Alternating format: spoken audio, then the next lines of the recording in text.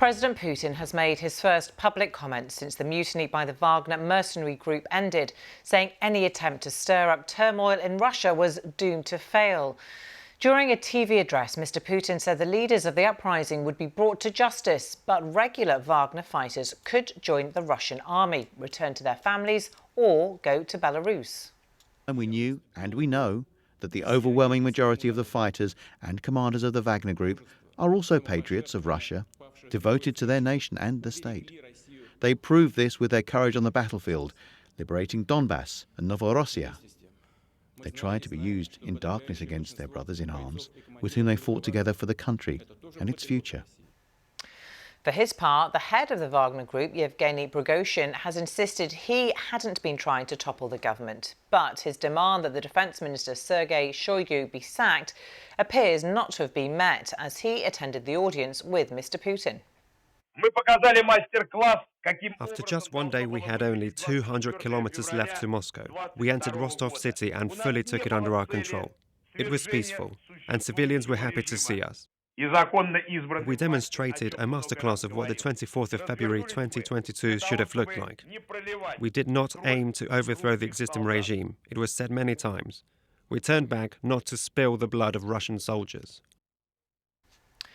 Well, all this as on the battleground, Ukrainian claims that its counteroffensive against Russian forces has made advances on all fronts.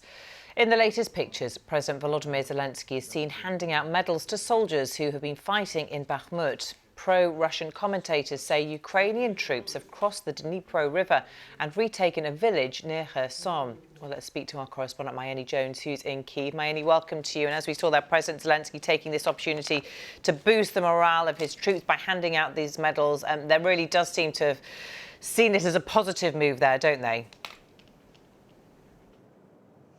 Yes, absolutely. I think after the weekend's events, it's fair to say that the idea that there was chaos in the Kremlin certainly boosted the morale of troops here in Ukraine and of President Zelensky's administration. And this visit to the troops, I think, is a message that he's sending out that I'm here to support you. We're doing really well. We're progressing on all fronts.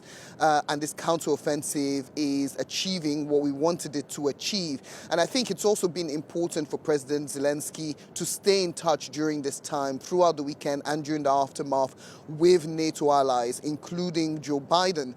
The Reuters news agency is reporting this morning that the US will be announcing a new round of military aid to Ukraine later today. And this comes off the back of President Zelensky saying that he had spoken to President Biden on Sunday about the need for additional military supplies here in Ukraine. So Ukraine and its Western allies and NATO presenting a united front at a time when Russia appears to be much in disarray.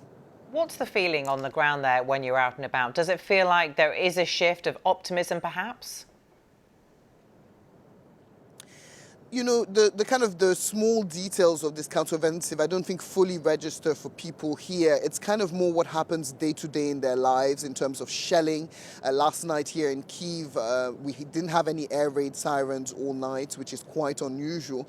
But on Saturday morning, shortly as events in Russia were picking up, there was a massive round of airstrikes and drone strikes onto Kyiv and a number of other Ukrainian cities. And I think at the time, people I spoke to felt frustrated, felt saddened. The war had come closer to their doorstep. So the advances on the front line do seem quite far away. But I think President Zelensky coming on TV every night and presenting this image of optimism reinforces Ukrainian support of him. He enjoys the support of the large proportion of people here. And I think when he's feeling positive, they're feeling positive.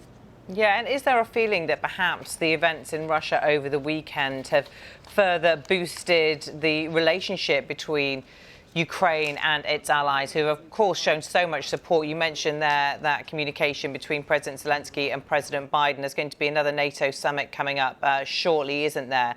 Perhaps that will give a renewed impetus.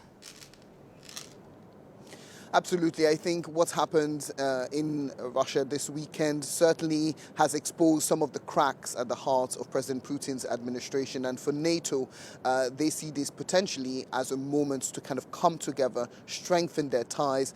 As I mentioned, the US is going to be announcing a package of aid, but yesterday we got the announcement that Australia had also sent some military aid to Ukraine. So usually you see the countries, Ukraine's allies, kind of making announcements together to kind of show that united front, and that appears to be happening now. And I think it's no accident that it's happening after the attempted mutiny in Russia over the weekend. I think it's certainly a deliberate attempt to send a message that Ukraine's allies are right behind it.